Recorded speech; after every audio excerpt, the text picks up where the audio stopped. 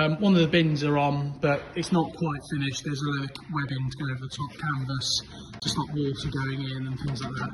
I'm fairly sure this is chariot here. Might need cutting off.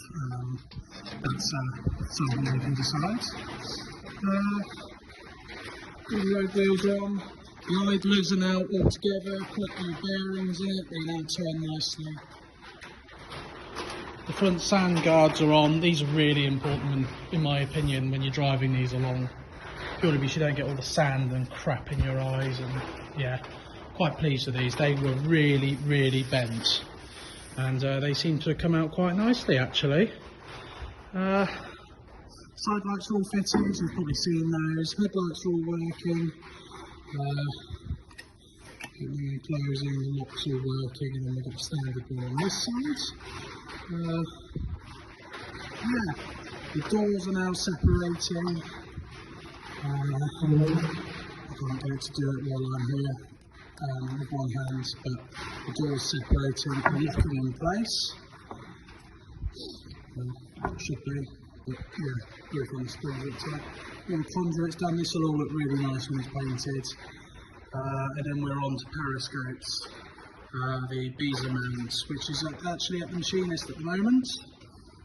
You've probably seen this, but I'm quite pleased with this. This is the pad that was made for the head guard and whatnot.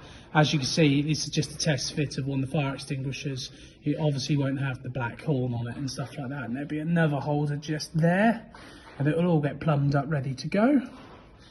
Fans in place. Wired up, ready to go. I'm fairly sure it's working as well. I'm not sure if they've had it working on the tank yet, but it should be working. What else we got?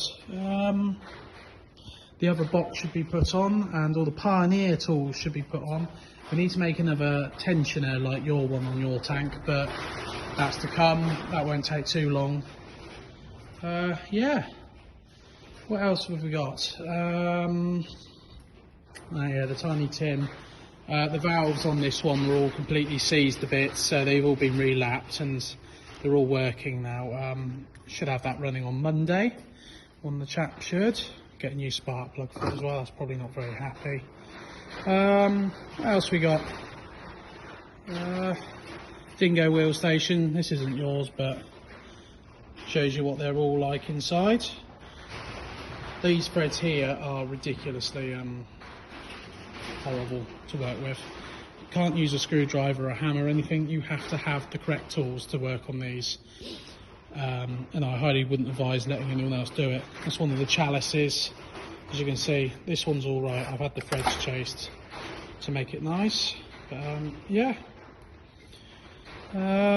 So we got these engine covers. These are going to need to be a bit of repairing, but really shouldn't take too long. I'll probably end up cutting this out and then welding a new plate into it, but we'll see what happens with that. Your one, not a lot's really been done to it. It's all been hands to the deck with the other tank, trying to get that out of the way, and then it's we can get on with yours really quite quickly, hopefully. I have sorted out some more hooks for the back. As you said, we'll probably end up taking these ones off, dropping them below the nuts, but we'll see what the webbing looks like when it's on. But yeah, as you suggested, probably put it on the other side and then put the other ones on top of the other ones. We'll see what happens really. She's been exercised, it's been run this month, and all the hydraulic systems have been exercised, so she's quite happy. She's on the button still. Gun's fitted, but it's slightly recoiled at the moment. That's another thing I need to show you, is the mantle of the other one. I'll walk over there. There's Lauren's engine all ready to go in. Some more turret stowage. This is actually your turret basket stowage, ready to go in. Dingo, all looking a bit sad at the moment.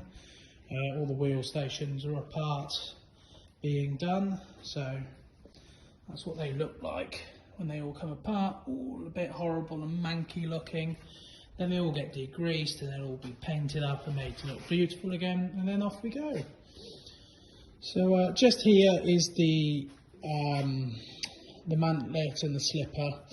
This is the recoil tube that's going to go in the recoil. That's all been machined out, ready to go. So we've got the beezer bits and bobs that will need machining up and sorting. The sight holder, stuff like that. Just there, so there's the sight. So we're going to get that machined up so the sight fits in it nicely. I think there's a little bit more machining to do on the other side of it. But that's all getting there, really. All the holes have been tapped. We're 99% there with those greasing nipple holes and whatnot. The elevation hole just here. Can't quite remember what that one's for. It's for something. That one's for the side plate that goes over it. No, this one holds the beezer ammunition box underneath. Yeah. And then we've got the bearings ready to go in. There's one of those actually being machined at the moment because one of them had to get destroyed to come off. The old turret basket door, and this bit here.